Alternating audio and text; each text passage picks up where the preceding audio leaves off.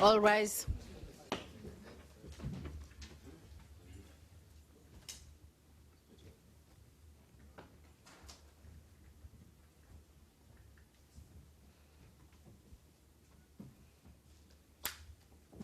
Please be seated.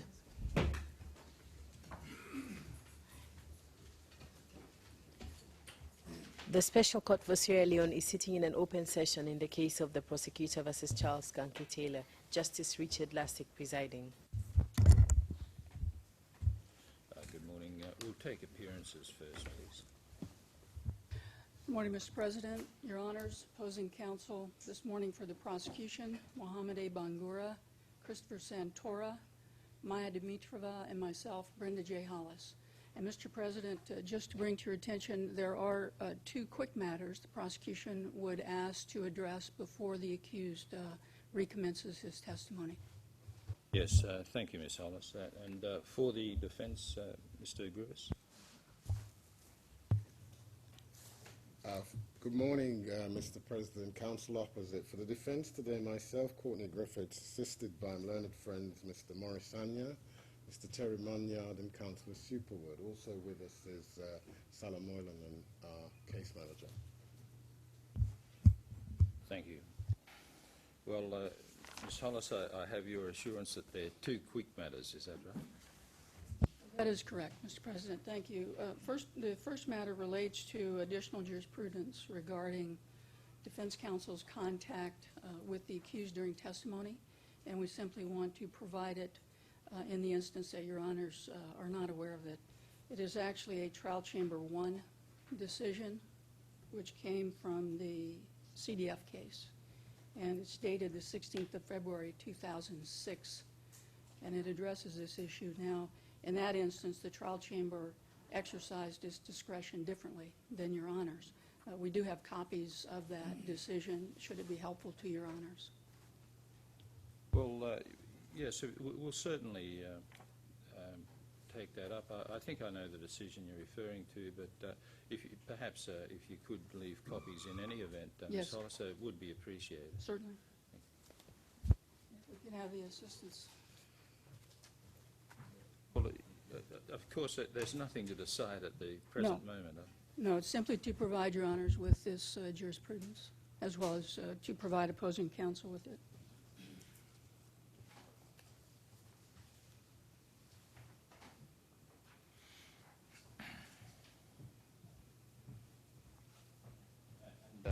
Thank you, Ms. Hollis. There's one other matter. Yes, Mr. President. It's come to the attention of the prosecution that yesterday and Monday, defense counsel was apparently displaying something to the gallery on both occasions. It was, of course, not during court. I think it was before court commenced. But we have been informed that it was some type of message as well as a website address for an association in Liberia that, among other things, solicits money for the defense of Charles Taylor. Now, we would ask if the defense would be able to show us what they were displaying to the gallery, and if indeed it is in the form of some type of public relations message relating to the accused and a website, that we would suggest that perhaps the dignity of the courtroom is better served if such displays are not made from the courtroom itself. Yes, thank you, Ms. Hollis. What's behind that, Mr. Griffiths?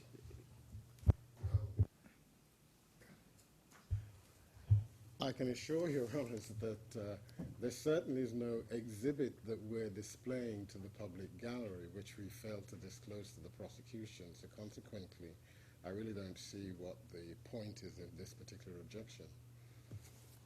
Well, I'm understanding, Ms. Hollis, to say that it was some type of website that possibly is in the form of an advertisement or something like that shown to the public gallery. Well, frankly, Mr. President, it's simply that.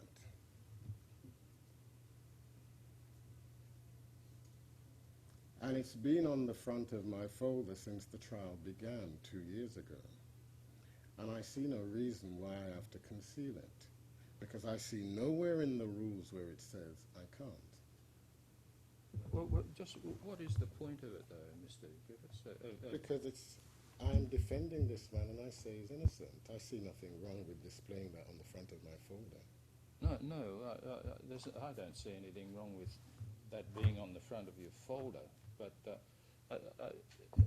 unless I've got this wrong, I think Miss Hollis was saying you were holding it up and displaying it to the public gallery. Well, where I am, Your Honor, if I lift my folder up, the public gallery will see it.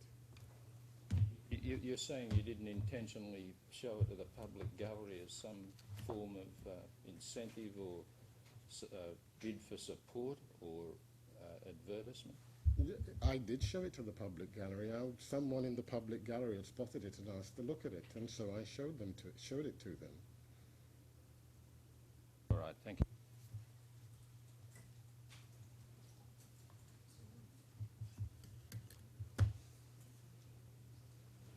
Little things please little minds, I suppose.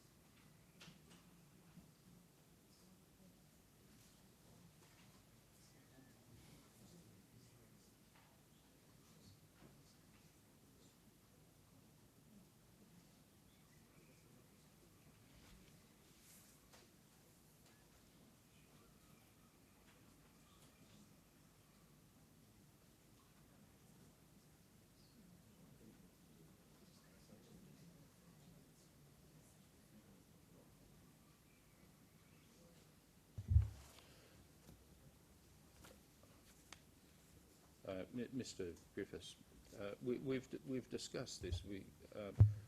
Frankly, we don't see anything terribly harmful in it, but we would prefer that you don't do it because the situation could get out of hand. For instance, if you're allowed to hold up signs to the public gallery because obviously you believe your client is innocent, we couldn't stop the prosecution from holding up similar signs to the opposite effect, and it could get out of hand. And that's why we say to you, we'd prefer you didn't deliberately hold it up, but of course we're well aware that it is on the front of your folder.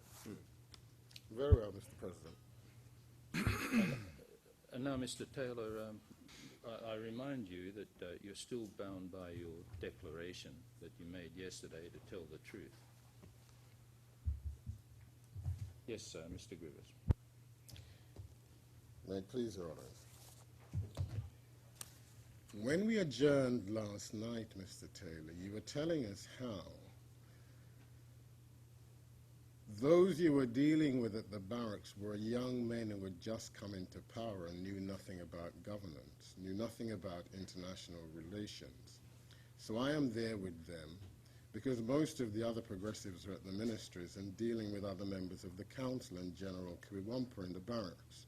Has no one there to help him, so I stayed there to help him carry out those functions. Do you remember telling us that yesterday? Yes, I do. Now, Was there any particularly critical decision that you assisted General Kwiwompo with during that period? Yes, there is one that stands out. Remember I stated that there was this Major Jebo that... What's his name? Jebo. How do you spell that, please? It's J-E-B-O, if I'm not right. I stand corrected on that. A commander of another formerly trained group that still had not shown up. We now have a situation where it is believed that he just might stage a counter coup. And so most of his men are being, are rounded up and brought into the barracks. They are there for fear that they just might do something. On the other hand, we have intelligence coming in telling us that the rest of the officers' corps of the armed forces of Liberia are themselves planning a comeback. Now, we are in a dilemma here where you arrest these very trained men because you are afraid of Major Jebo, but you still have, on the other hand, a group of men that could equally do you harm. So the critical situation that occurred was that I advised that those men be released and then encouraged to begin to put up the security corridor that was necessary. Now, let me just make this clear. In the armed forces of Liberia, as I guess in most armed forces, you have basic trained soldiers and you have specially trained soldiers. The group that is commanded by Major Jebo is formally trained and is called the Strike Force.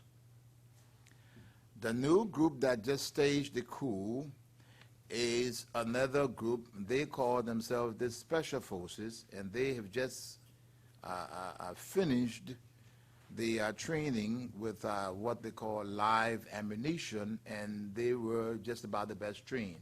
So what we sought to do then was to bring the strike force in, encourage them instead of arresting them and using them to possibly counter any other situation that might have come up. Mr. Griffiths, before you proceed, may I clarify a word used by Mr. Taylor? On page 5, line 9, it's recorded as formerly, meaning previously, and he has spoken of some people that were trained. And on page 6, line 11, it's formally, meaning properly trained or going through a proper procedure. I would just like to clarify which word Mr. Taylor intended. Well, I'm using formally as to indicate something that had happened before. Madam Court Attendant could note that for the record.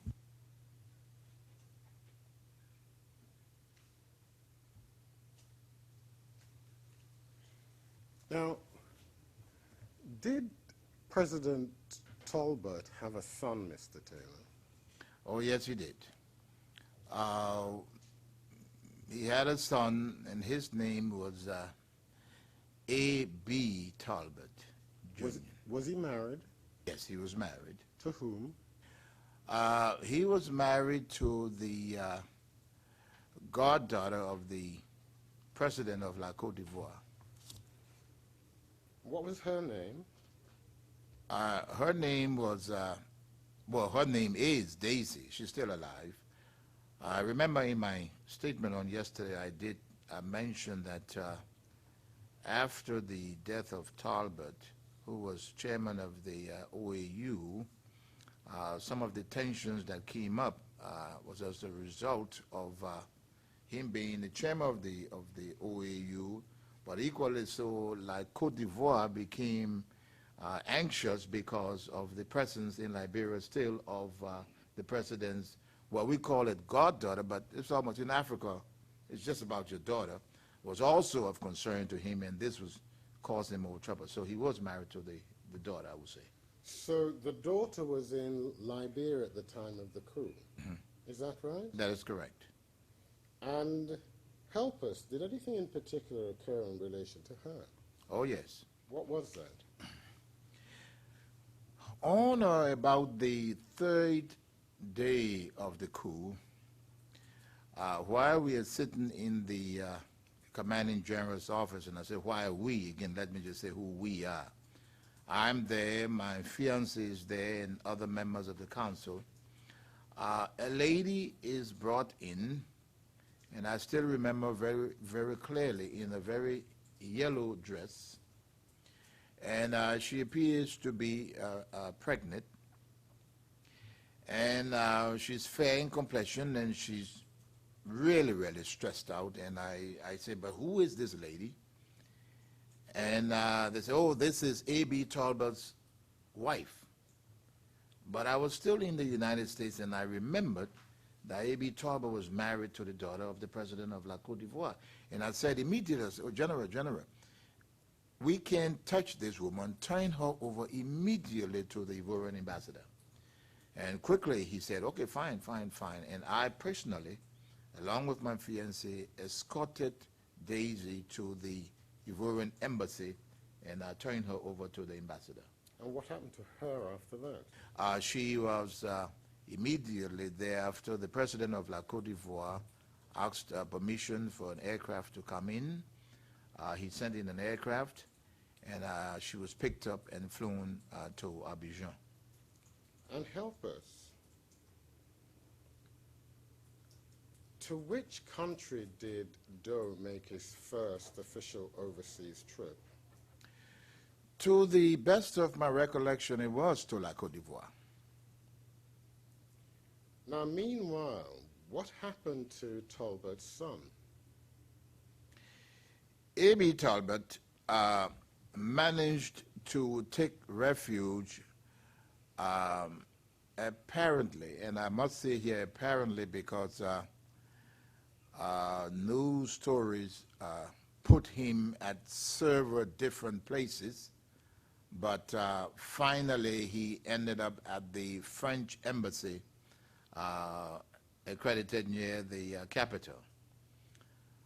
He was there for a very long time. I would say close to about a year, and intelligence reports, and finally, I think it was a cook, and I'm virtually sure, because I'm sure using the word "think" in the transcript may not be proper. I'm sure that a cook at the embassy revealed to a friend that there was something funny at the embassy, that food was being prepared and taken into one section of the embassy, and they had no access, and there were whispers that A.B. Talbot was there. And very sadly and unfortunately, before some of us who knew better could intervene, and quite frankly, I must say General Courtenay was not a part of this. If not, he probably would have listened. Orders were given, and the French embassy was stormed by orders from the chairman of the council, Samuel Doe. The embassy was broken into against the protest of the ambassador, and A.B. Talbot was taken out of the embassy forcibly, kept at the central barracks prison for several months, and later executed. And help me, as far as you're aware, how did the president of the Cote d'Ivoire feel about the death of his son-in-law? Oh, quite frankly, President Houphouët-Boigny, and that's one name that I'm going to depend on you guys to do that. It was very, very, not just upset, but sad. Imagine your daughter crying on your shoulder. Her husband has just been taken out and executed. It was a very, very, very, very sad picture. In fact, it was very serious because after AB was taken from the embassy, there were pleas to save him from not just the president of La Côte d'Ivoire, but from so many diplomatic sources. But the senior members of the council decided that they would not have any of that, and that their biggest concern was that, in fact, Houphouët-Boigny said, well, let me send for him. I gave him to me. And they felt that AB had the capacity, leaving the country to mount a comeback for his father. And so they decided that they would not let him live. Now, I ask you about these details for a reason, Mr. Taylor. In intervening on Daisy's behalf, in ensuring that the president of Côte d'Ivoire was reunited with his daughter, did that prove useful to you at a later stage? I will say extraordinarily useful. Daisy did explain to her father my personal intervention and that of my fiancé, and he was very pleased. And over the years, in fact, during the years of government, President Houphouët-Boigny never forgot it. And when we launched our revolution in Liberia, at some point, not at the beginning, at some point, that paid off in that he was somewhat, probably I can describe as being sympathetic to what we were doing, and I can only speculate, and I'm sure it would not be useful, that you know, seeing Doe in trouble meant that at least at long last he would, you know, was getting his pound of flesh back from Doe, I guess. And help us. From which country did you launch your revolution in Liberia? We launched our revolution from La Côte d'Ivoire, and I want to emphasize here, without the knowledge and or consent of the Ivorian government. In fact, I mentioned previously in my testimony that we had to buy hunting guns, 12-gauge shotguns, from La Côte d'Ivoire from ordinary markets. And even after the revolution was launched, I was being sought by Ivorian authorities. So to the extent that we launched it from La Côte d'Ivoire, they knew nothing, absolutely nothing about it. One other detail, you mentioned A.B. Talbot taking refuge in the French embassy. The French embassy where? Accredited near Monrovia. And one spelling, Houphouët-Boigny, H-O-U-P-H-O-U-E-T, Boigny, B-O-I-G-N-Y. Now, how long did you remain in the barracks with Quiwampa, Mr. Taylor? I remained in the barracks for 3 months. If I may just, Your Honors, clarify one thing, because I'm sure Your Honors may know. When I say accredited near, it does not mean that the embassy is outside. It's just what we learned, the diplomatic terminology, or phrase you may call it, that embassies are accredited near capitals. So when I say accredited near, it doesn't mean that they're outside of Monrovia. They're in Monrovia. Okay. Very good. I remained in the barracks for 3 months. And during that 3-month period, you've explained how you were proffering your advice to General Kwiwampa. But did you have any formal post within the PRC? No, no. At the time, no. I was just considered the leader of the group from America, helping in the barracks with no formal position. Did there come a time when that situation changed? Yes, it did. When? Some 3 months, as I mentioned, after the revolution. One day we are sitting in the Commanding General's office, General Kwiwampa, and he says to me in typical Kwiwampa form, "Oh, Taylor, do you have a job?" I said, "No." He said, "Oh, my God, but all the jobs are gone." So I said, "Well, no, I have learned that there is a post still available, the Director Generalship of the General Services Administration is opened." So he said, "Okay, great, then come, let's go." And then he took me straight to the executive mansion to the chairman, Master Sergeant Doe, and said to him, "Taylor has been working with us and he doesn't have a job." And then Doe said, "Oh my God, you still don't have a job?" I said, "No." And then he said to him, "Well, he just told me that there's a position open." And so Doe said, "Well, would you like that position?" I said, "I don't mind. I'll work in wherever you send me." And he said, "But that is not a ministerial position." I said, "No, it's a director generalship." So then he says to me, "Well, okay, well, we'll make it a ministry, or at least raise it to a ministerial level." The title remained the General Service Administration, but I was raised to ministerial level, where I could attend cabinet meetings. And then because of my special status as the leader from America, I was invited then to begin attending council meetings. Now, what was the purpose of the General Services Agency, or GSA? Yes, the General Services Administration is modeled after that of the United States. They are responsible for the procurement of government properties.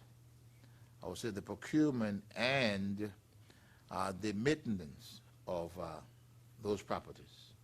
That is, all, whether it is from a pencil to a ship, they're purchased by the General Services Administration Agency. And did you have a deputy in that role? Yes, I did. I had a deputy that was brought on by me by the name of Blamo Nelson. That's B-L-A-M-O-H, Nelson as in N-E-L-S-O-N. And was he brought on at your request, or was he foisted on you by the administration? He was brought on by my request. Blamo Nelson worked with me as Secretary General to the Union of Liberian Associations in the Americas, EULA, that we spoke about previously. He had worked with me in the United States for so many years, but had come to Liberia before 1980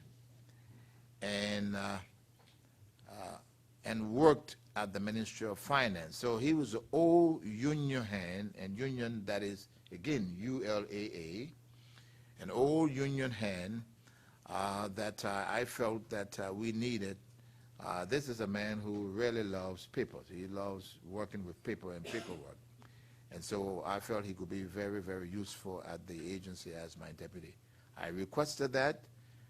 It was granted, and he came on as my deputy. Can we pause for a moment? Excuse me, he's presently a senator in the Republic of Liberia. Yes, can we pause for a moment and seek your assistance with one matter? Can you set out for us, please, the form of the government after the coup, what was the main governing body? The main governing body after the coup was the People's Redemption Council. These were the men that staged the coup. And how many members did that council have? The council had 20 full members. It increased after certain progressives were permitted to attend the meetings, but the council remained steady. About 20 members that were full-fledged members of the council. And who was the chairman of the council? The chairman of the council was the most senior non-commissioned officer, Master Sergeant Samuel Kanyon Doe. And so far as the cabinet was concerned, of which you became a member, how many cabinet ministers were there? I'm going to have to do a little bit of calculation. There was not a very large cabinet. I would say a little under 20. I could name them, but I'll have to calculate them. I can name them. I just don't remember the number. But Very well. Now, from which parts of the political spectrum in Liberia were they drawn?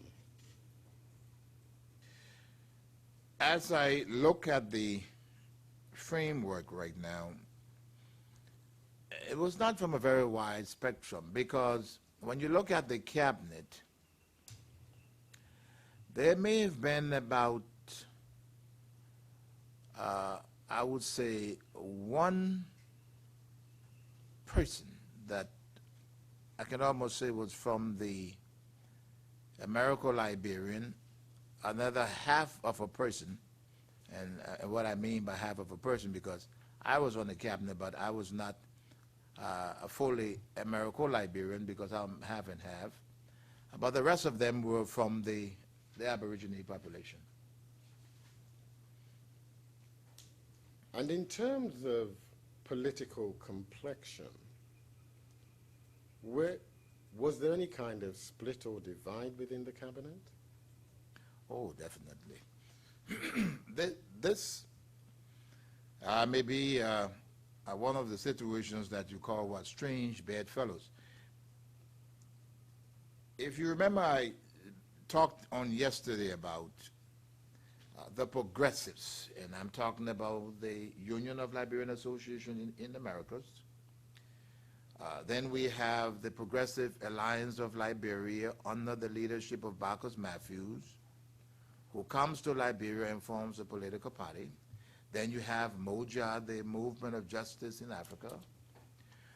These are all different individuals that have now come into the cabinet. And we are in there trying to work, but I did mention, and very carefully, that we all were trying to help these men and then move them toward the democratic process. So yes, there were these different little hitches, but we got along because while we were there, and I admit juggling for positions in the future, we did not have any internal conflicts, at least not open. Mm. Now, within that cabinet, you've already mentioned there was a Dr. Amos Sawyer, wasn't there? Amos Sawyer was not a member of the cabinet, but he was sent as president of the University of Liberia. What about Dr. Henry Fanbula? My good friend Dr. Famler became the Minister of Education. And who was the Minister of Planning? The Minister of Planning was another Moja individual, Dr. Tokba Nantipote. And in terms of political complexion, those three men, what part of the political spectrum did they adhere to? They, to a great extent, I can say, were Marxist-Leninist oriented. But nonetheless, they were within the Doe government. That is correct.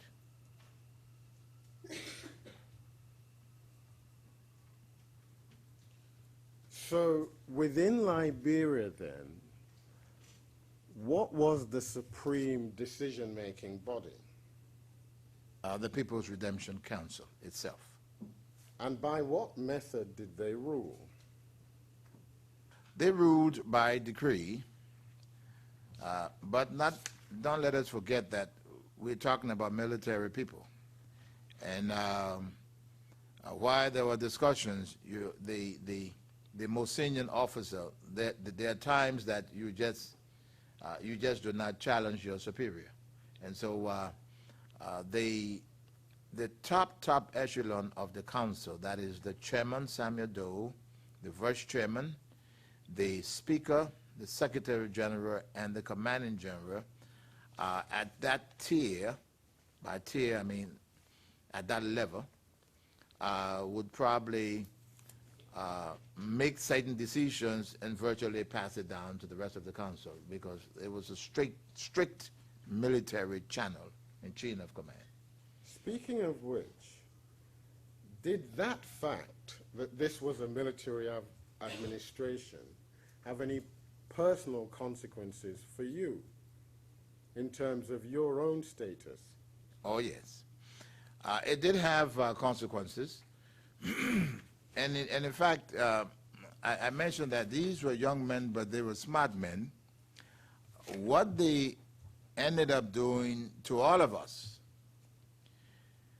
they said, great, now that you are a part of a military government, we will induct all of you in the armed forces, give you military ranks, and subject you to military orders.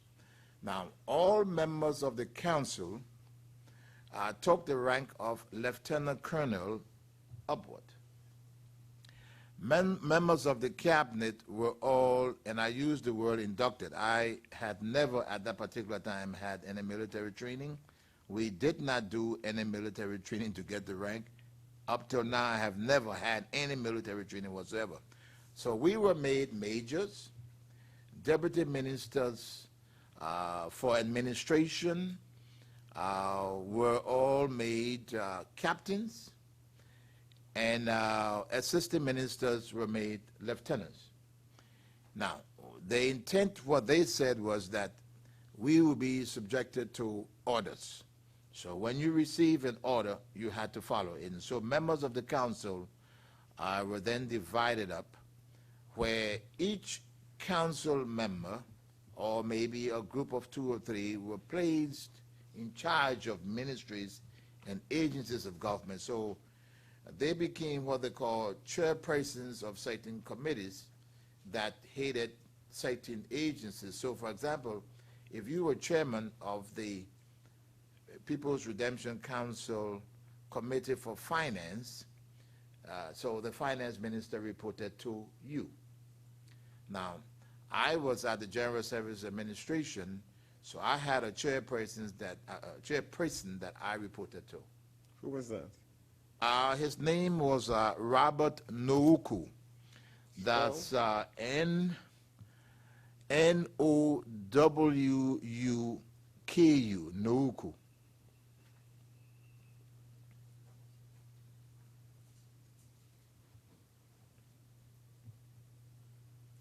Now, your post as head of the GSA, in terms of power, how did that compare with other cabinet positions? Oh, I would say it was a very, very powerful position. Very powerful in that I then had the authority to make certain decisions regarding supplies that ministries received, furniture for offices, everything that had to do with the functions of these ministries, agencies of government. had to come through my agency. And how did you propose to run that agency when you took over? I I had read extensively about the operations of the General Services Administration in the United States. And so I set out immediately to try to rein in the agency in terms of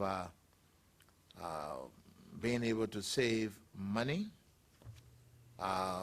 At the time that I took over, in fact, before the coup, every ministry, every agency bought its own supply. So, for example, if one ministry wanted, say, an adding machine, he bought a particular brand. And so in the government of Liberia at the time, I realized that there were many, many different brands, and this was not serving the best interests of government. So I then decided to structure the agency in a way that we will begin to not just only save money for government, but to try to standardize equipment and other government items across the board. And this caused a major problem. But did that policy work? To a great extent it worked. It gave me, and that's what I meant by power, it gave us a lot of power, but it also created a lot of enemies. And in putting through those reforms, were you supported by Doe and the PRC? Yes. Yes.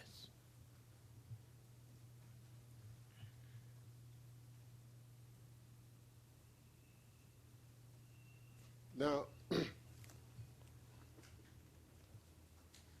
was this some kind of federalized system, Mr. Taylor, or was it centralized? We, in our restructuring, proposed the centralization of everything. The argument was made, and Doe and the People's Redemption Council accepted it, that our proposition was this: look, if you standardize, there are several advantages. One, you can buy what we call bulk material at lower rates. The ability to service the equipment across government repairs will be easier, because if you are in an office and you have an Adler, for example, they used at that time a lot of Adler machines. If an Adler broke down across the hall and could not be repaired under any condition, it was easy to take parts from one Adler and fix another Adler. But if you are in one room and the guy next door to you is using a Canon, that's it if the machine breaks down. That will save. And so we introduced standardization.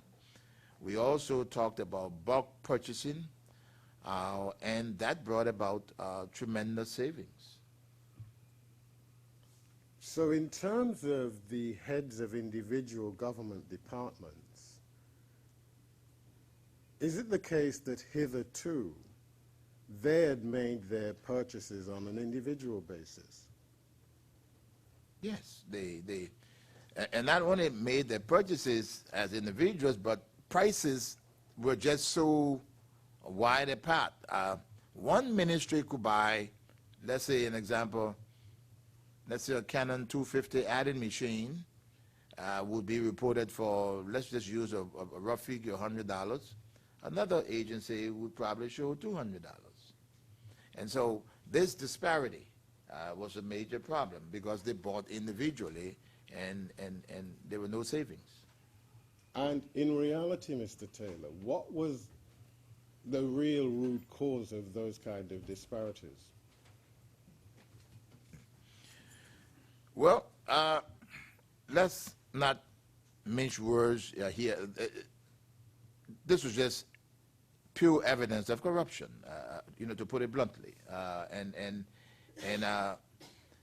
And coming in and trying to correct it, this is what I meant by cause some enemies also. Why did it cause enemies? You need to spell this out for us. Well, corruption generally is when individuals do unlawful things and steal taxpayers' money and do the wrong things. And so it was a way that people they made a living. It was a way that, for example, a government employee working at any agency that had a monthly salary of, let's say, $200, really didn't care if he was in the procurement department, because at the end of the day, he was making thousands based on the deals he was cutting here and there. We got to find out that the invoices that were being reported through the General Auditing Office were all made-up invoices, and in fact, deals were made apparently where they were reporting one amount, but actually the real prices were different at the vendor. And by vendor, I mean the shops that sold those. And so what was the reaction when you brought in a centralized system? As normal with all changes, people resisted. They get angry. They were upset because it meant that they had lost their little, what they call in Liberia, 1-2-1-2, and no one would like that. I guess I'm going to be asked later what 1-2-1-2 means. Just a local, little corrupt. When you get your little corrupt thing on what they call on the side, they call it 1-2-1-2.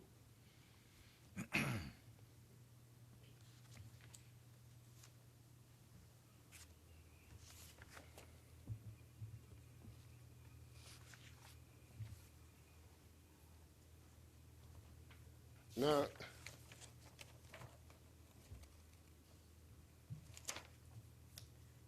did these, or your control extend to, for example, government vehicles and the use of them? Yes. Everything. Government vehicles. And in seeking to control their use, did you come up against any particular opposition? Oh, yes. Can you explain that to us, please? Before the revolution, a vehicle assigned to an official, a government-purchased vehicle assigned to an official of government, virtually became his personal property. In the United States, GSA vehicles are marked. They are government property. In Liberia, it was virtually your property. I then decided that what we would do, we will mark the vehicles. I had even gone to the extent to say that after working hours, the vehicles should be parked. That was a no-no. Oh, no-no to that. But the president, and by president I mean the chairman of the council, took the title on as president.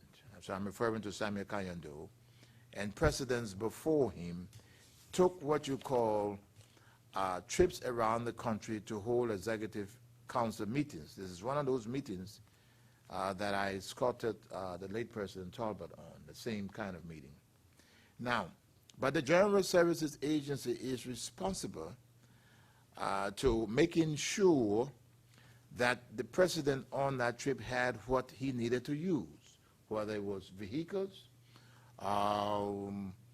we took generators, everything that the president had to use, the General Services Administration had to take it on scene to be used. So I realized that every time we had to take a trip, we had to virtually buy a whole set of four-wheel drive vehicles.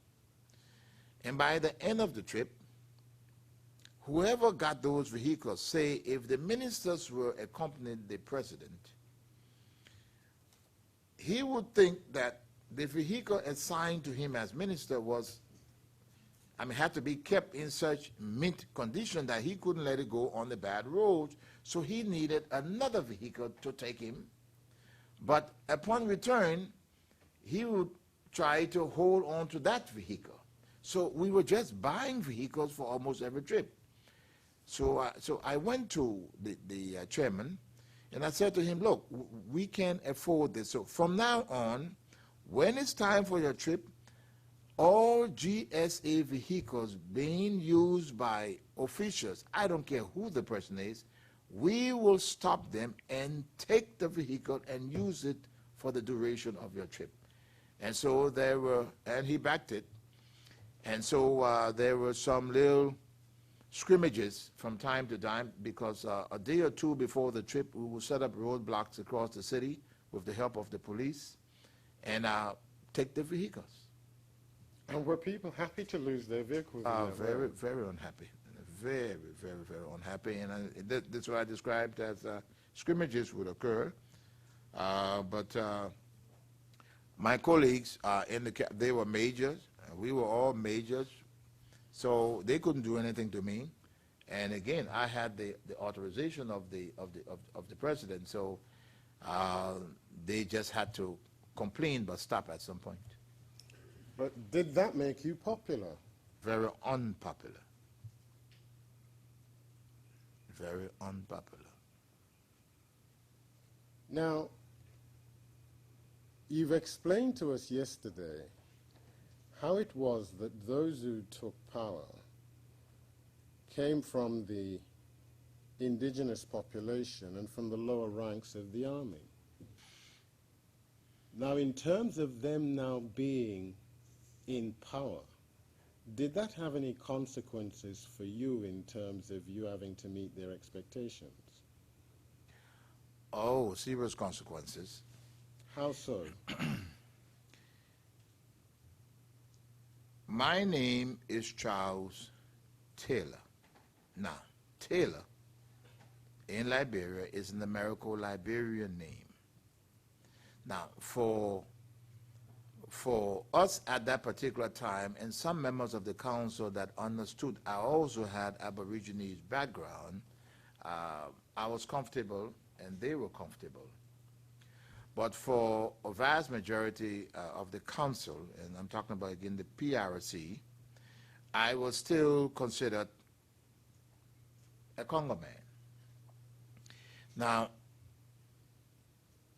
we'll probably get into that later, but this whole thing, there are disparities between the use of this country, Congo. So I used to make the argument, if you say I am Congo because I carry the name Taylor, and you know that my mother is also country, then you have a problem. So what I was seeing as at that time was, some of them said, here is this Congo man who is the head of the GSA, who does not want us to gain some status. And let me just explain what I mean by gain status. When the PRC came to power, there were the general belief on their part that now we were down, we are up, so we have to be brought up to a certain social status. That social status had to be in line with what they had seen and what they had experienced in dealing with the Americo-Liberians.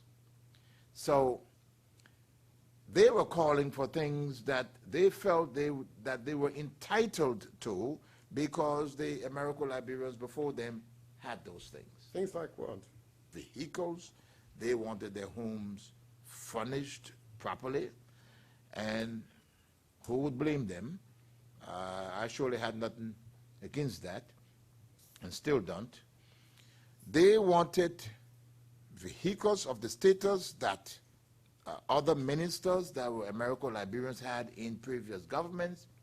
They wanted carpets, furniture, the whole, what we used to say in America, the whole 9 yards. Everything that they felt that the Americo-Liberian groups had when they were in power, they wanted that. And who was to pay for it? The taxpayers of Liberia. And this is where my problem started, where I felt that, yes, why it was proper to do it in the beginning, but some of them just kept extending it and extending it and extending it. And so resistance came about from my side, and to a great extent, Doe backed me on it. Now, Mr. Griffiths, sorry, what is the meaning of Congo man? I'm not sure I understand. Oh, the Congo is the same, Your Honor, as Americo-Liberian. They also call Congo. Yes, just like in neighboring Sierra Leone, you've heard about Creole. The Creoles are Americo Sierra Leoneans, if you want to call it. Those individuals, the free slaves that came back to Sierra Leone and Liberia, are called, they are different set. In Sierra Leone, they are called Creoles. In Liberia, they call them Congo people or Americo-Liberians. now, in your role as head of the GSA, Mr. Taylor, did you ever have any cause to come in contact with the United States government? Yes, there was the United States Agency for International Development wanting to assist the government at that time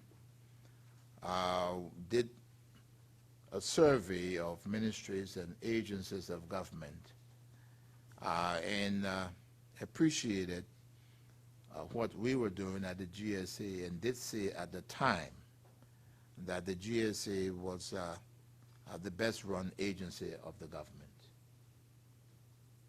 Any other contact apart from that? In your role as head of the GSA? Yes, there was another little contact sometime, a little down the road that was, I would say, a little unfortunate, but it happened. This had to do with there was a piece of property that was being used by the United States Trading Company. The United States Trading Company was just a name given to one of the many little companies that were owned and operated by the Firestone rubber plantation company in Liberia. The United States Trading Company sold American vehicles in Liberia and other American products, and occupied not just a building but a large piece of property in an area of Monrovia called United Nations Drive, near the Barclay Training Center, BTC, that I spoke about in my testimony here on yesterday, where the barracks is. Now, the United States Trading Company closed down its operations at that property, and it was turned over to the Liberian government, of which the General Services Administration, being responsible for securing properties, that came under the General Services Administration. Now, unfortunately, and I rarely use it unfortunately, the United States government had tried to use that piece of property as a major extension for its intelligence operations, where it was a large piece of property. Let me just say it was situated on, I would say, about a full hectare of land, not just one little lot. But this property is within 1,000 meters of the Barclay Training Center, the military barracks in Monrovia.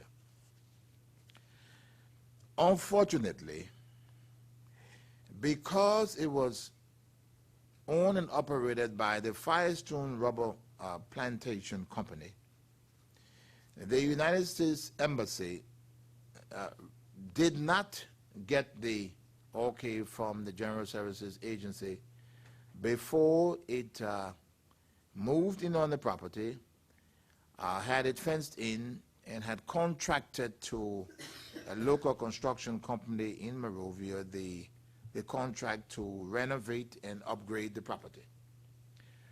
I objected and said that I did not feel that that property should be used for that particular agency that was supposed to.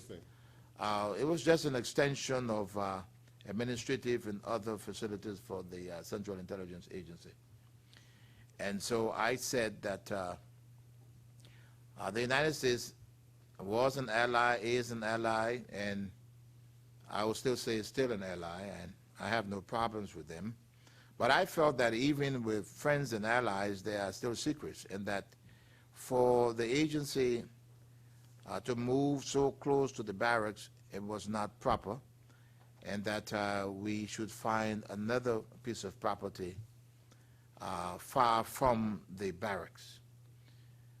They did not like this. Who didn't like it? The United States government did not like this. The embassy complained about it, and rightly so, I guess, because they had advanced about 300,000, I understand, United States dollars, to the contractor who had actually fenced the property in and had commenced work, and the work was stopped. Though the complaint was taken to Doe, Doe called me in, and I explained to him, and he agreed with me, but he pulled a little fast one on me. He then decides that he is going to send the matter over to the then Minister of Justice, Councillor Winston Tupman. That's a name we've heard before. That is correct. Tupman, we mentioned him on yesterday as being at the consulate in New York when I was a student that took it over. So now he's Minister of Justice, is he? In the Doe government, that is correct. Councillor Tupman rules that he sees no reason why the United States government cannot use the property. The decision is taken to Doe, and what I mean by he pulled a fast one, Doe disagreed with Tupman, agreed with me, but made the United States Embassy understand that all the matter is with Taylor.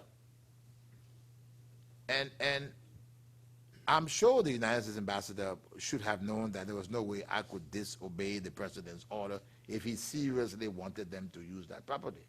And so I was then put on a fiery line to keep saying, you know, we can't let it happen, and if you have a problem, go back to the president. But the president had already told me that they should not have it.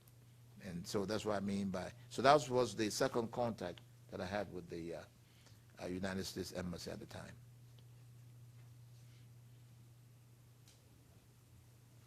Now, this is in what year, Mr. Taylor? This is around, I would say about, this could be about 81, late 81.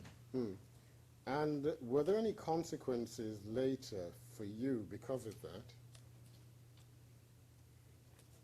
Oh, there were some pretty mad Americans I know. And probably rightly so. They were upset, and I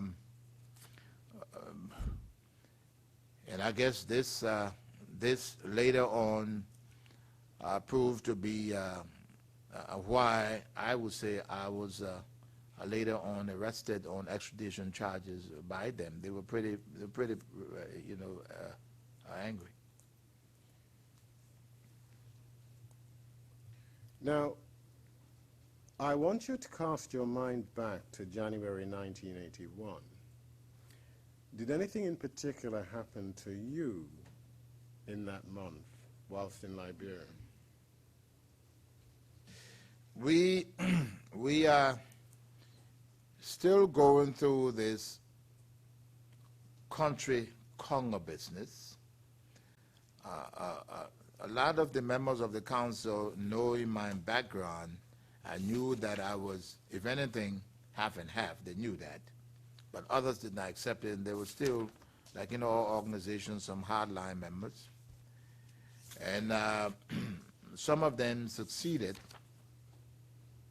in saying that the Congo people were trying to make a comeback, and that I, at the GSA, was a part of it. And so the Minister of Justice, who was still in Liberia, a very wild firebrand, his name is Che Chipo. Spell that for us. C-H-E-A, and Chepo, well, some people say Chipo, Chepo, I think it's C-H-E-A-P-O, Che Chipo. And what's the ethnic origin of? Che Chipo is Crown. I was arrested. What for? Being a part of a conspiracy on the part of Congo people, Americo-Liberians, to return to power. I was stripped at my office. What do you mean stripped? My clothes taken off me. Totally? Well, no, I was left in my underclothes, and driven straight to the barracks and placed in jail. Which barracks? The Barclay Training Center. And what happened when you got there? During this particular time, I was placed in what they call the post, as in military post stockade, confused, not knowing what was going on. General Thomas Kuwongba, the commanding general, was not at the Barclay Training Center. He was at Habel. Spell that for us. H-A-R-B-E-L. Habel is the capital of Mangibi, M-O-U-N-T-G-E-B-I,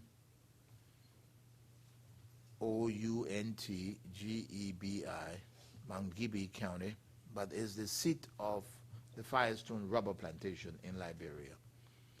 He was sick in the hospital, and by this time, she is now my wife.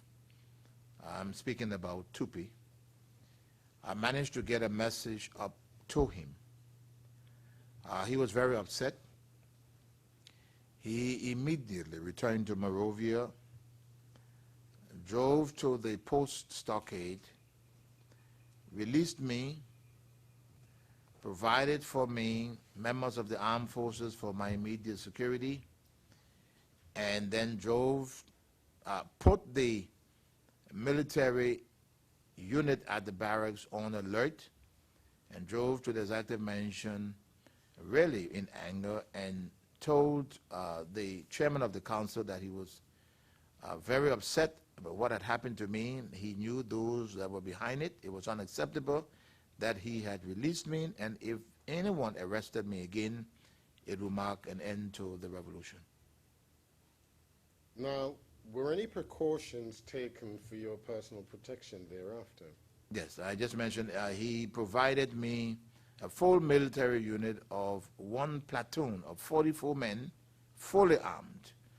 And the reason why he did this, he knew before he went to the hospital, he had intervened on several occasions into this Congo country, Americo-Liberian situation, and he knew of the plot against me. So back in his mind, he also knew, and I think this is why he took such a strong move, he also knew that I guess Chair Chipo had obtained the acquiescence of Doe before carrying that out, but that Chipo was on the front line, and so he took these actions, I guess in the back of his mind, realizing that even though Doe knew, but because Chair Chipo was the front man, he took those precautionary movements, hoping that Doe would react, I guess. So, what was your relationship with Doe?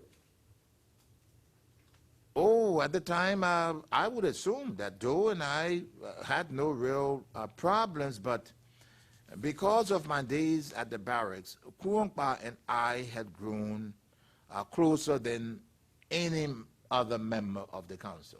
Not to say that I was not close to a lot of them, but that I think being together for 3 months and helping him through the crucial first 90 days, we were very, very close, and I married what he would call his sister. In the Liberian setting, sister, we just, if you're from the same tribe or ethnic group or area, you are a sister or a brother. It doesn't mean biological. But I mean, he and other members of the council that were from the Nima region, looked at me highly. And that was another move on my part. Yes, a so-called Congo man again that is marrying a countrywoman or an Aborigines. That again was very, very pleasing to a lot of them. So, in terms of being able to speak to Doe or proffer advice, how did you get on with him? I must be very frank and say fairly well. We had no real difficulties. I could speak to Doe freely. He still looked at me as this leader from America, even though I was working with them, and that I was always fair. And so when I had to speak to him, very frankly, I did. And did he respect your views? To a great extent, I would say, at least he listened to my views. Doe by this time is surrounded by a lot of his ethnic people, well educated. And so while I know he listened to my views and respected them, but I know that he had to counter-check with very qualified people that he had around him. Now, you may recall telling us yesterday that part of your motivation in lending your assistance to the crew was the hope and ambition that in due course the soldiers would go back to the barracks and there'd be a return to democracy. Did you discuss that with Doe? Yes, I did. I did say to him that I felt that he could become one of the greatest Liberians ever if he, as a young man, a master sergeant, staged in this coup, as terrible as it was, the things that happened, if he were to call for elections, return to the barracks, he would look extraordinary. He appeared to agree. He said, "Oh, I think this is a very good idea." I told him, I say, you will become the national, in fact, you will become the hero of this country. But, again, I say that there were some very qualified people around him. And I do not claim to be the only one that may have been advising him along these lines.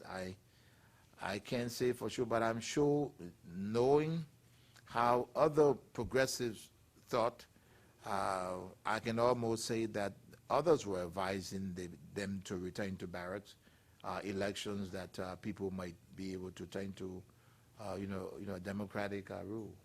And did the Master Sergeant seem well disposed towards this proposition? Well, in conversations he seemed, but again, the end results don't point to that because he didn't return to barracks. He participated and he said he won the elections.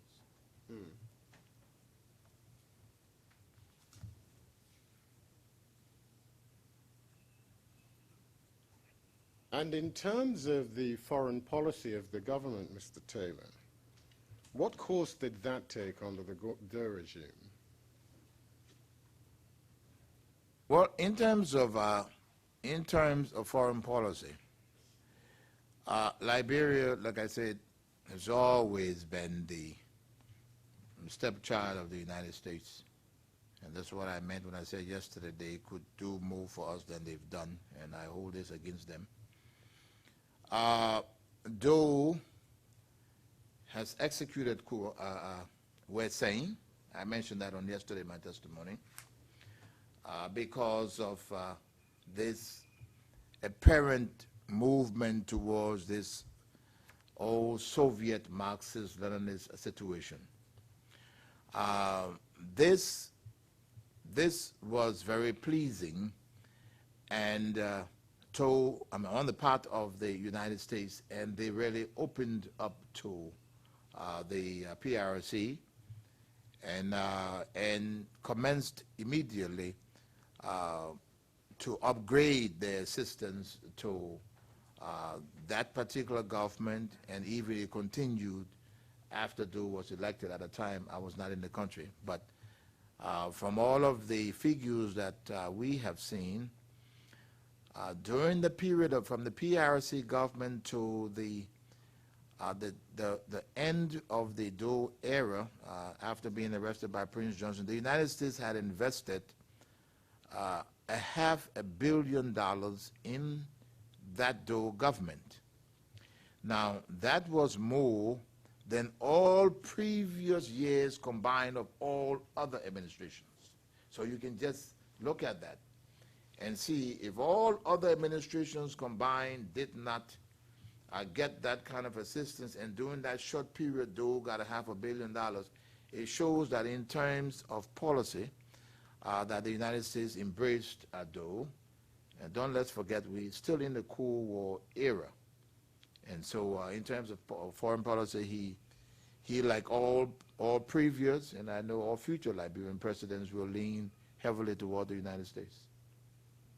Now, from which ethnic group did Master Sergeant Doe come from? Master Sergeant Doe is from the Crown ethnic group. And you mentioned a moment ago him surrounding himself with a number of Crown advisors who were highly educated. Was that indicative of a policy followed by Doe generally? To a great extent, I can say yes. And how was that? Well, when you look at what was going on at that time, imagine here's a young man, not educated. It was normal for him to try to bring people around him that could probably guide him very well. Tribal elements that he felt that would be sympathetic, and what we say literally, protect his back. And so he did. For example, I mentioned on yesterday, the Minister of State, the most senior member of his inner circle, was Dr. George Boley. He had a PhD in education, very sharp, very, very well educated man, a doctorate from the United States.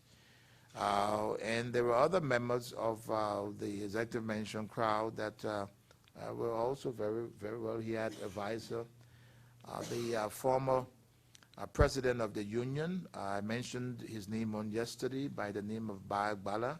Very brilliant, sharp man. He's also Crown. And so I guess he needed people that could really protect his back. And he did.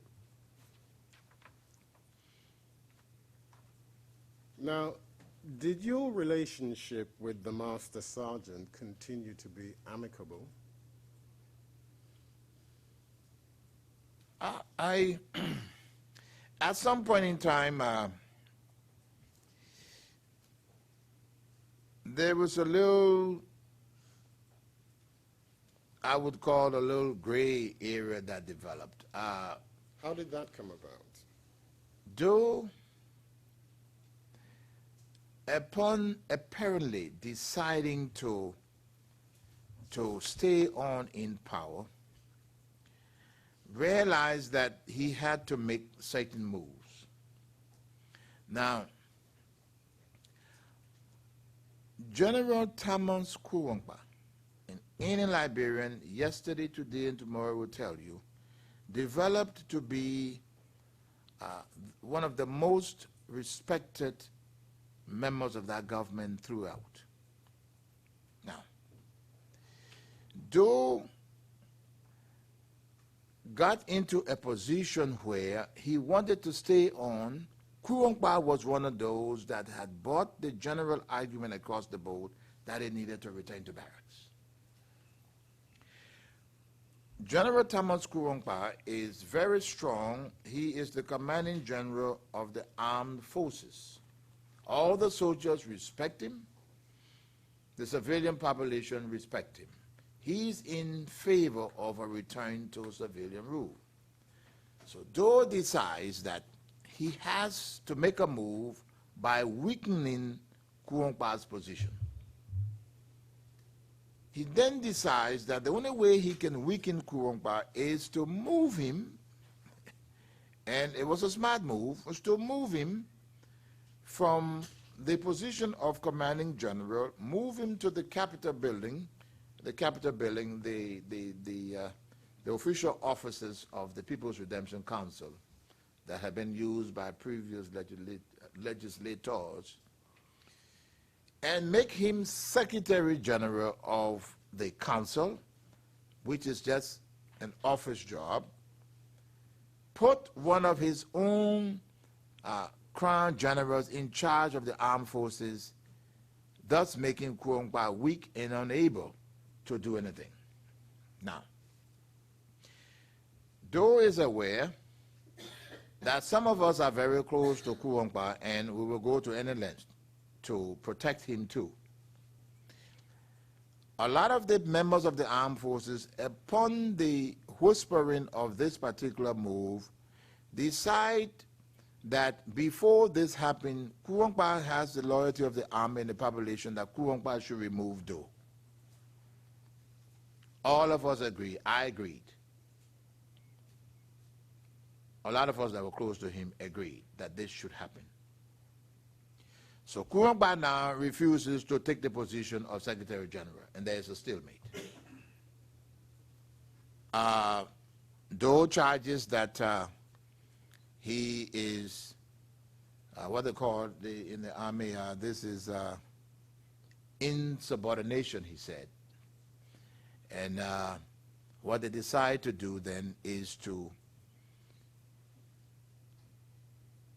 put Kuongpa out of the barracks. By that I mean the BTC, and that if he did not accept this position, he would no longer be commanding general. By this time, there's tension developing in the country.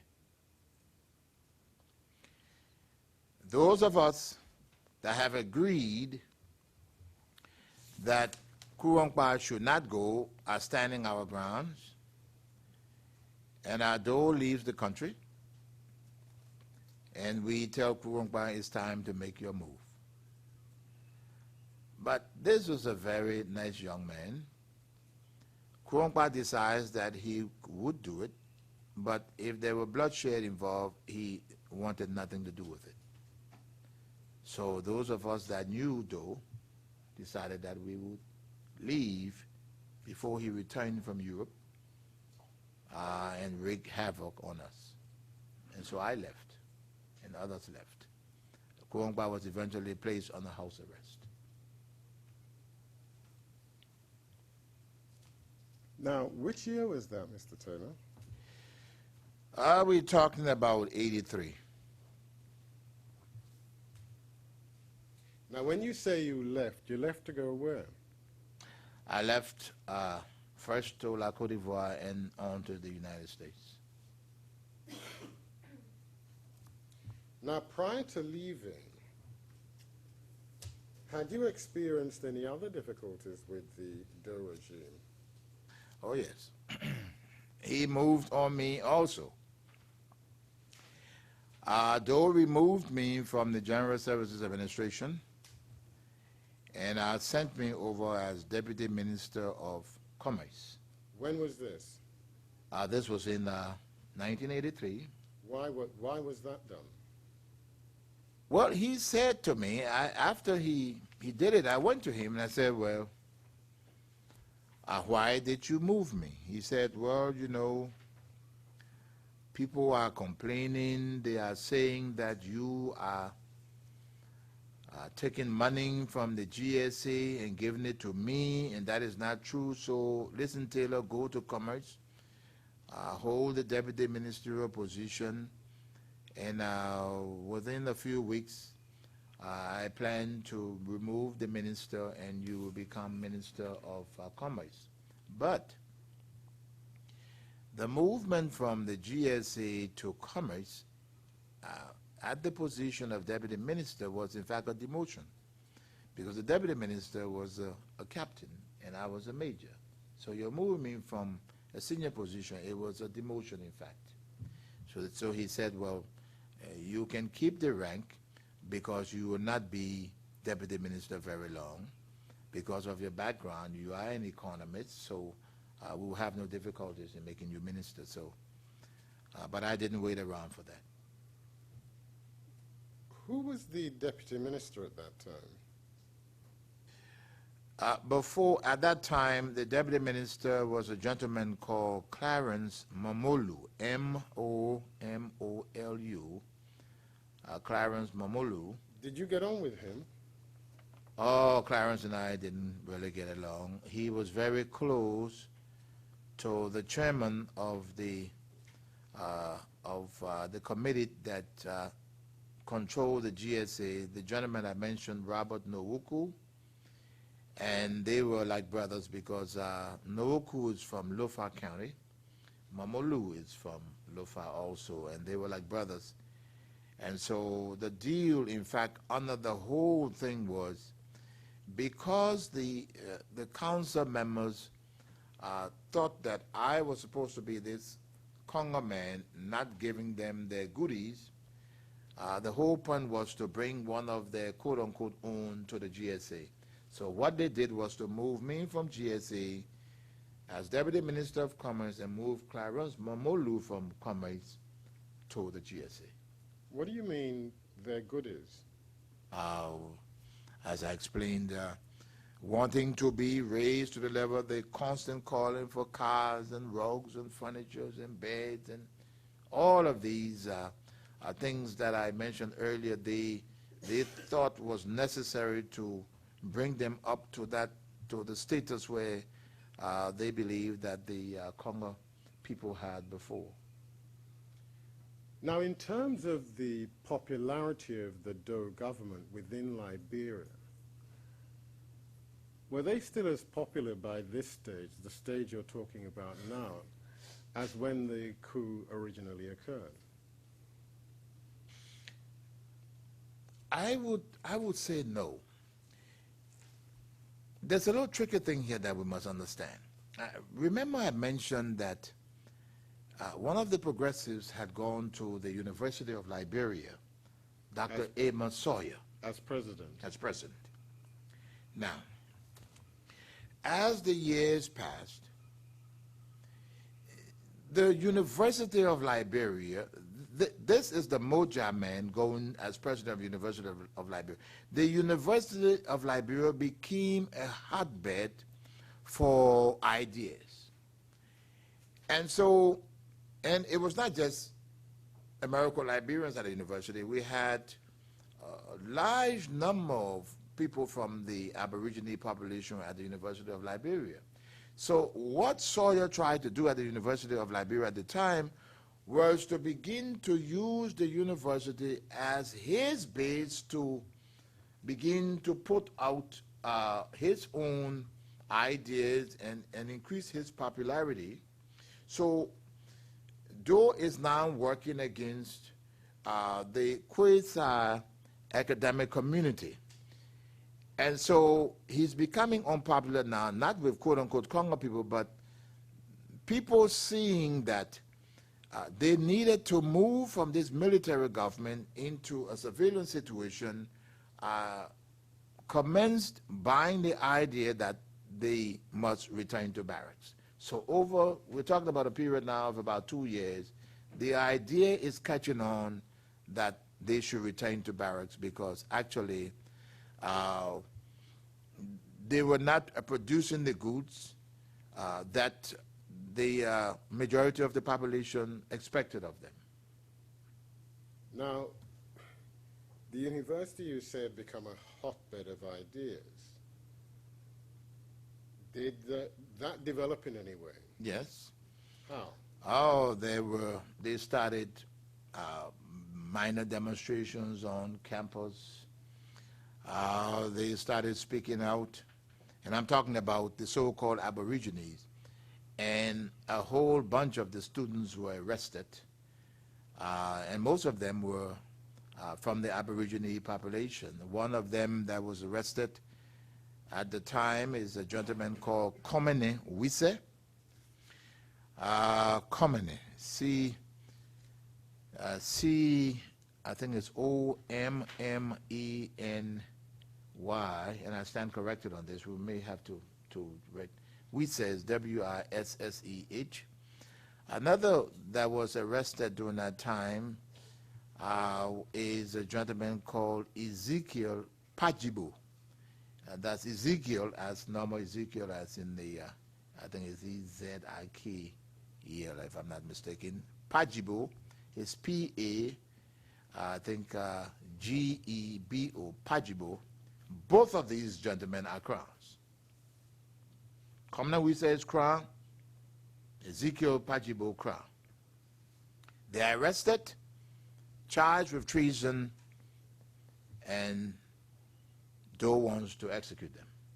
And so this is just to explain to you that there's this development, and not just from the Americo-Liberian group, but from their own group, because this academic community now sees that return to barracks must happen.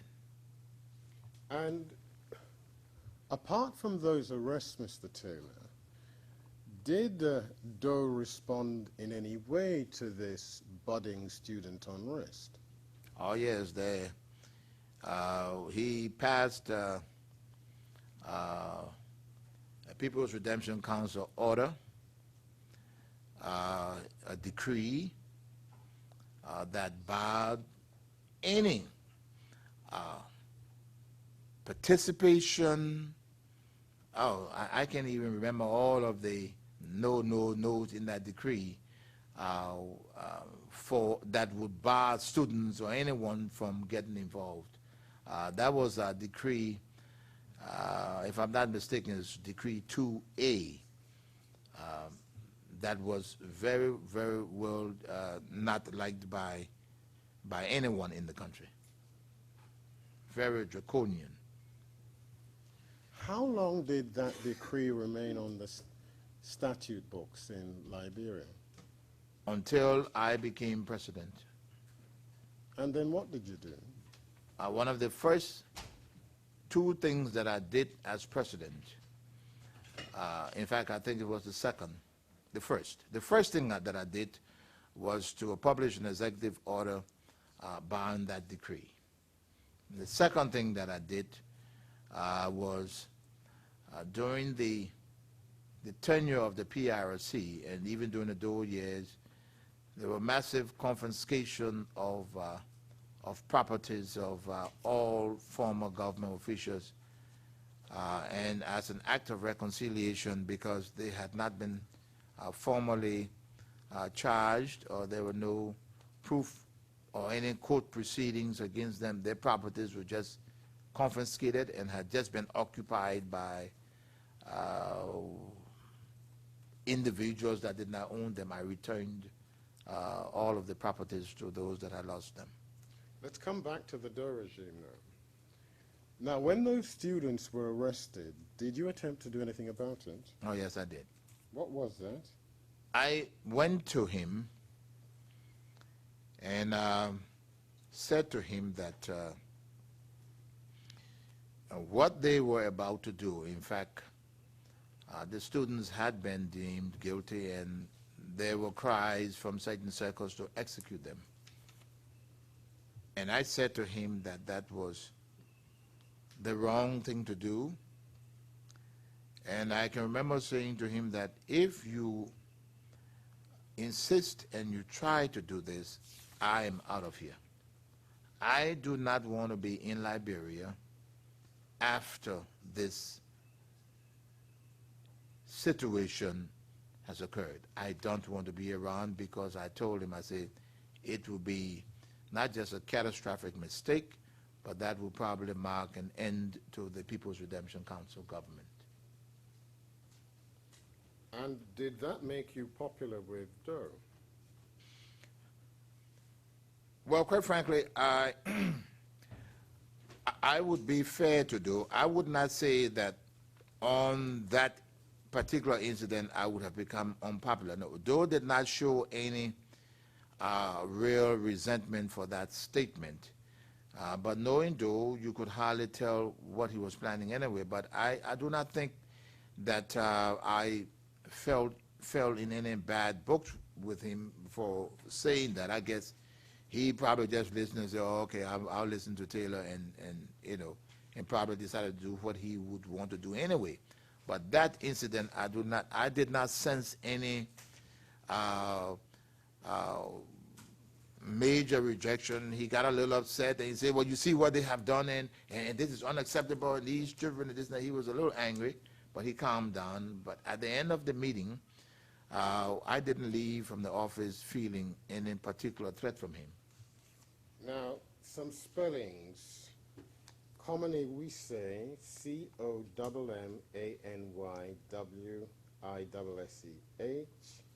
Ezekiel Pajibo, Ezekeiel, Pajibo, Pajibo. Just a little detail, Mr. Taylor. Commonly we say, is he still alive? Oh, very much so. Commonly we say is alive and well. He has held several positions in the present government of of Ellen Johnson Sirleaf. And to the best of my knowledge, I think he was recently nominated as Liberia's ambassador to the Kingdom of Belgium.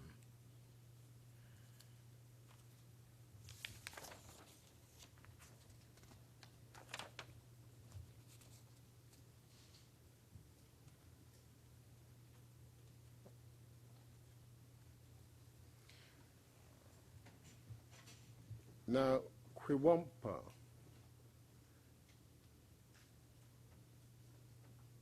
you mentioned earlier that it had been suggested that Quiwampa should in effect lead a coup, yes?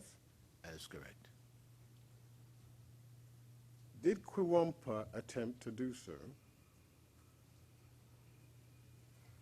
Well, he agreed, but did not actually carry out the plan. He said that he did not want blood, and so the plan was just stopped in its track.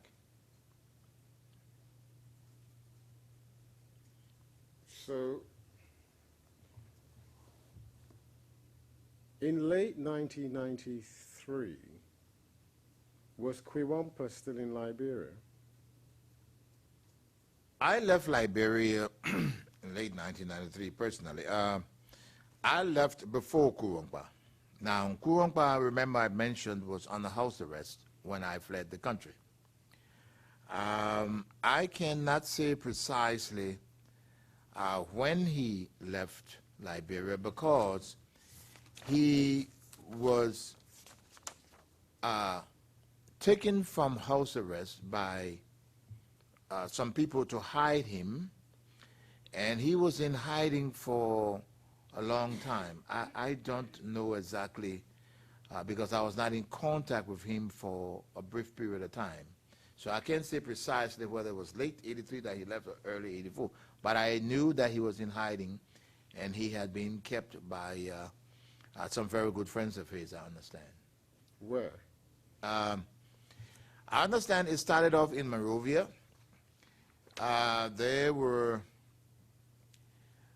some Catholic fathers that had been accused of being a part of this whole thing. They were Americans, and Doe had always accused them. But Quiwampa was very much liked by everyone because of what he stood for.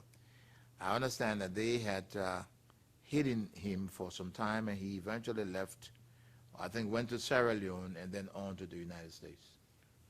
What was he doing in Sierra Leone? I'm not sure, to be earnest. I'm in the United States now, and I guess he's trying to maneuver his way to get to where he's supposed to get to, because I think he was trying to get to the United States. eventually, let's just conclude the Kwiwompa chapter, please. What's the remaining history so far as Kwiwompa is concerned? Let's just concentrate on him for a moment. Kwiwompa travels to the United States.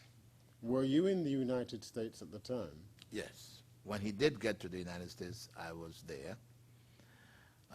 By this time, I have been arrested. This is in...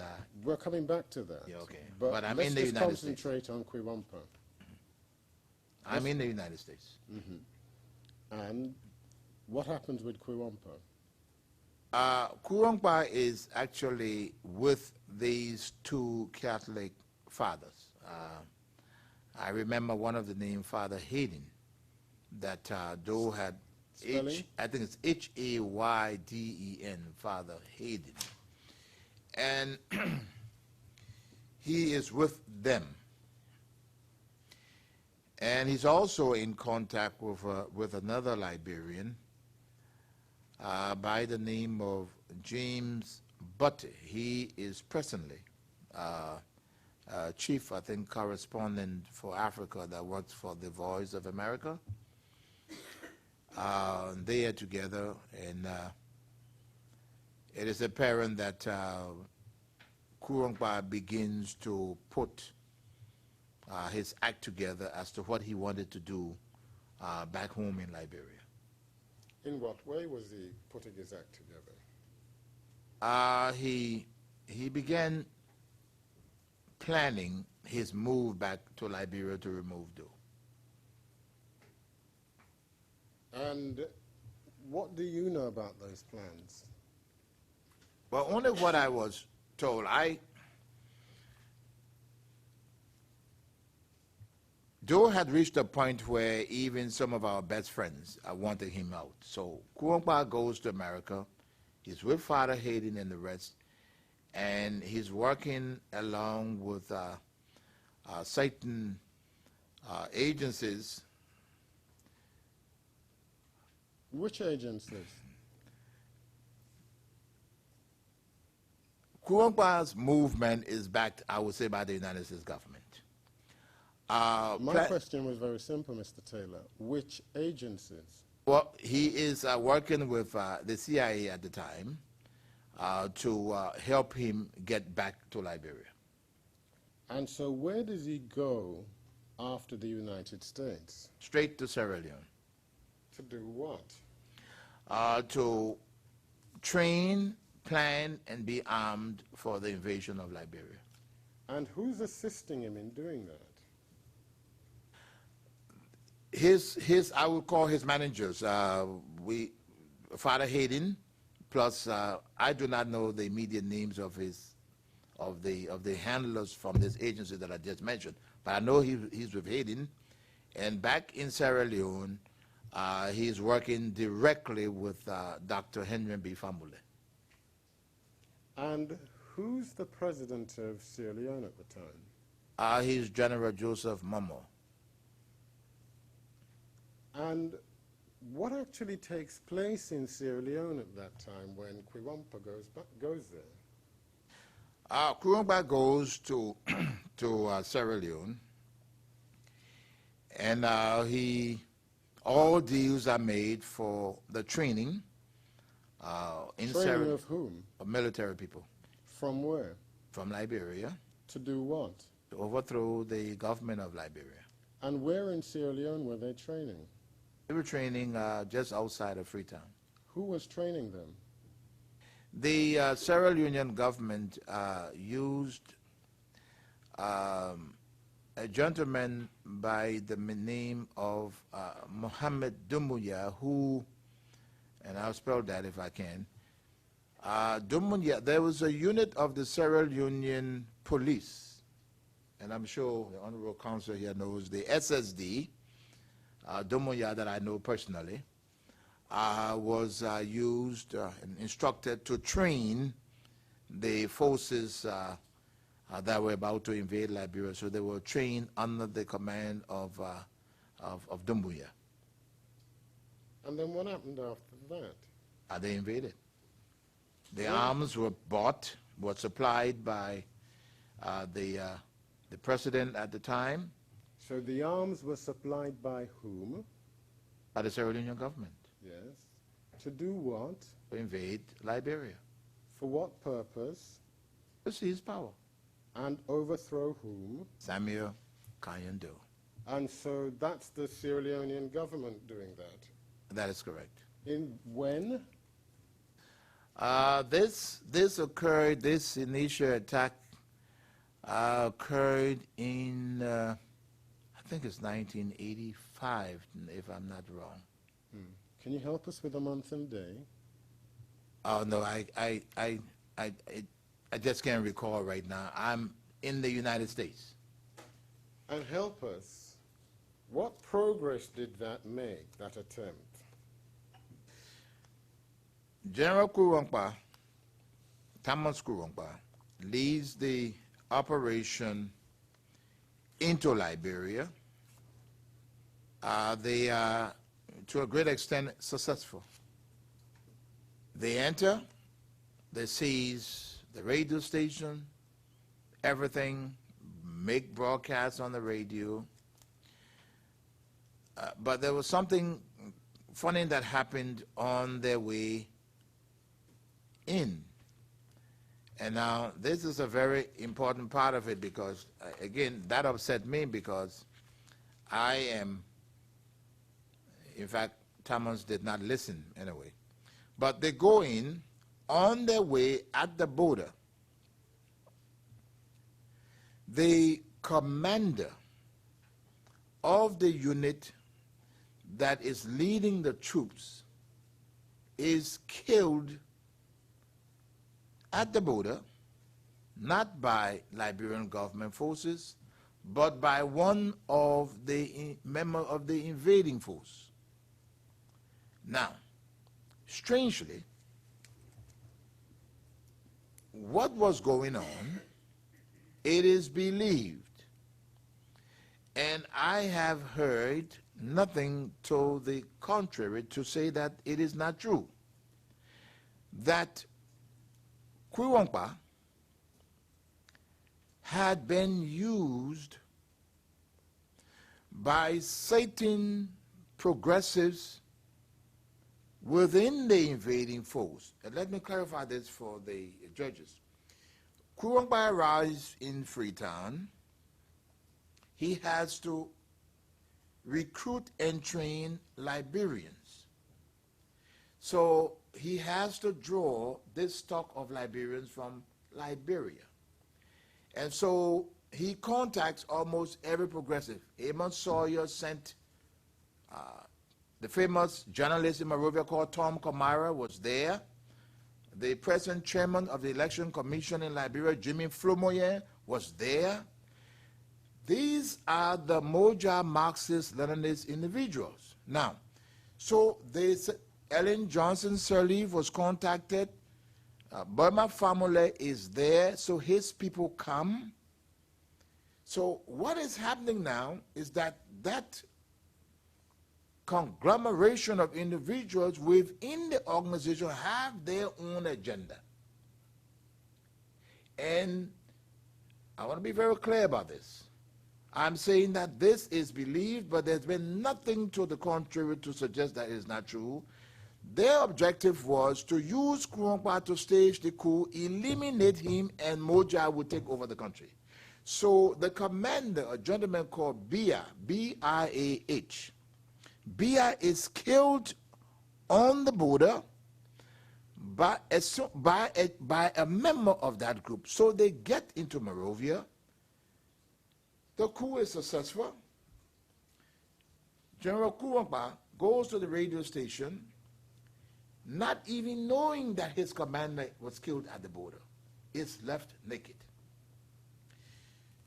Camp Shefflin, that has come up in the testimony, and the spelling is in the records here. Camp Shefflin, a military barracks just outside Monrovia on the Robertsville Highway, is where you have one of the strongest battalion, I think it's the 1st Battalion of the Armed Forces of Liberia, loyal to do, commanded by a Crown officer, and most of the people there are the Dole loyalists. Camp Shuffling has not surrendered to the new government. They forget about shuffling. Secondly, Courtenay assumes that men have gone to the executive mansion. Dole is still at the executive mansion. Nothing happens to him. So eventually, the soldiers from Camp Shuffling move into Monrovia with massive force. The Courtenay people scatter. Courtenay is sought, he is captured, he is killed, he is eaten by the Crown soldiers, and that is on the records, all over the records to that. And then the revenge mode sets in. We'll come to the revenge mode a little later. But I'd like us to just pause for a moment and deal with a couple of spellings. Firstly, James Butty, B-U-T-T-Y.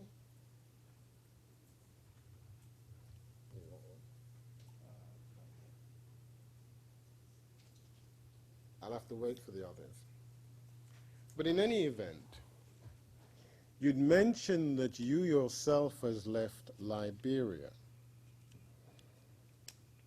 Before we have the short adjournment, I wonder if you could assist us with this. Why did you leave Liberia?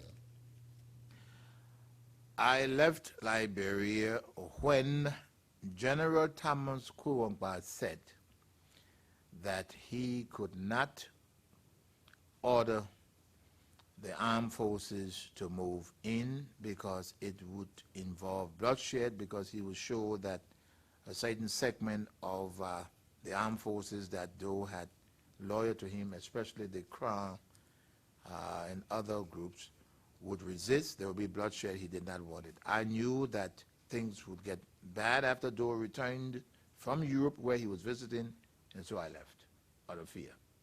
Mr. Taylor, help us. Did you have any other difficulties at that time in terms of your role as head of the GSA? None whatsoever. Had no difficulties up to that point, because when I left Liberia, I was now Deputy Minister of Commerce. I was not at the GSA when I left. Before you left the GSA, had there been any questions asked about the propriety of your dealings in that role? Oh, that is correct, yes. The new guy, Clarence Mamadou, that moves into the GSA begins what he calls a massive investigation as to what had occurred at the General Services Administration. Yes. And what was the outcome of that? Well, I really don't know the full outcome, because up until the time I left Liberia, he was still investigating. But what had arisen at the time, he was concerned about funds that had been paid 8 months before his arrival at the GSA for equipment for the government of Liberia that had not arrived. Now help us. How many such allegations were made about you and your role as head of the GSA? Well, as far as I know, the allegations came from Clarence Mamadou. How many of them? I know mainly of one for the payment of $900,000 to a firm in the United States. And put in simple terms, what was being suggested about you? Oh, he was trying to suggest that I had personally embezzled money. How much? $900,000.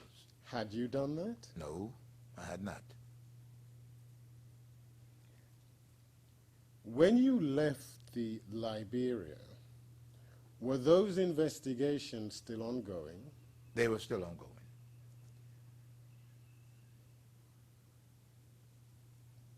Did that investigation have anything to do with your flight? No, not at all, not at all. The payment in question had been made 8 months before I fled. No. it was very clear that had it not been for this military operation that Kurumpa failed on, and I'm using the word failed, I would have not probably left Liberia at that time, because quite frankly, I was sure that I would have been made Minister of Commerce. And the investigation would have been carried out, and they would have found out that all of the proper procedures had been used. And what do I mean by proper procedure? Orders were placed by the GSA, payments were made through the Central Bank of Liberia, the vendor had received the money 8 months before this particular situation. So if there were any questions that would have been answered, it would have been by the vendor, who had not denied that he had received the money. So I had no problems with that. Well, help us with this then, Mr. Taylor. If, as you're telling these judges,